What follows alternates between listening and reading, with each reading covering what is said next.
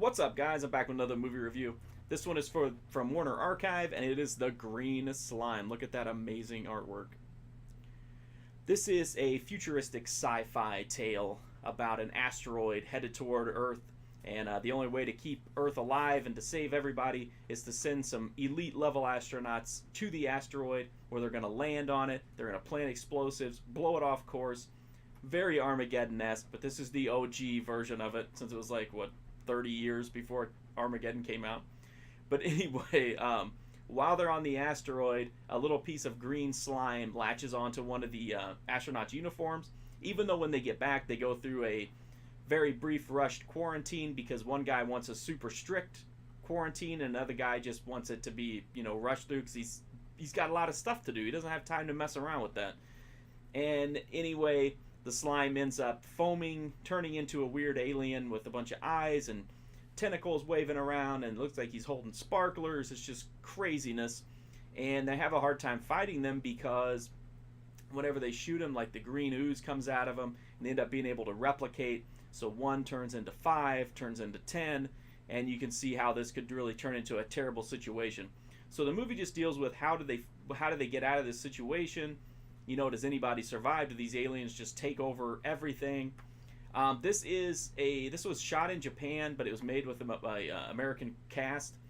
It doesn't really have any big names in it, but it does have like some really cool performances. I really like. There's 2 guys that are in like leadership positions that work at the space station, and they're constantly butting heads on like who's right and which protocol should they use, and that's kind of a fun recurring thing that goes throughout the movie. It does have a lot of wackiness and like the way that the aliens look. They're kind of jank, but they're also super fun in like the old school B-movie kind of way.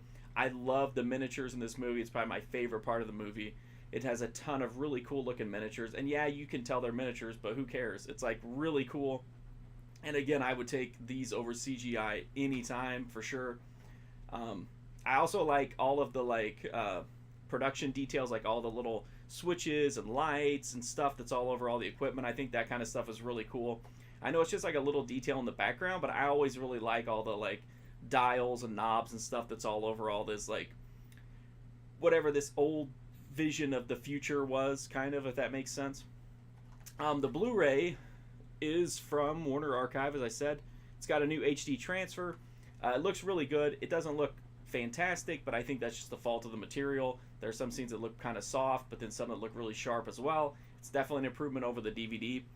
As far as recommending it, anybody who likes monster movies, B movies, old school sci-fi, this has just about everything you could want. It's got cheesy aliens, it's got cool special effects, it's got like tough guys just butting heads over everything. It's got a cool scene in like a space battle between astronauts and the aliens on the outside of the space station.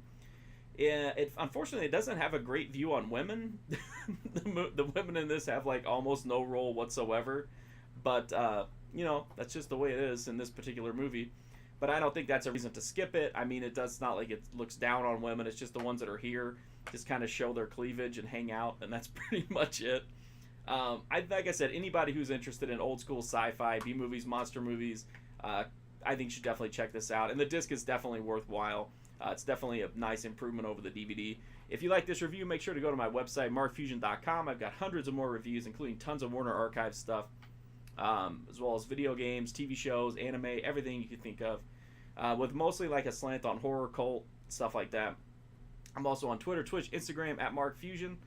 And if you're not a sub to this channel, you like these videos, please do sub. It would help me immensely. Thank you so much for watching this video. I really appreciate it, and hopefully I'll see you soon.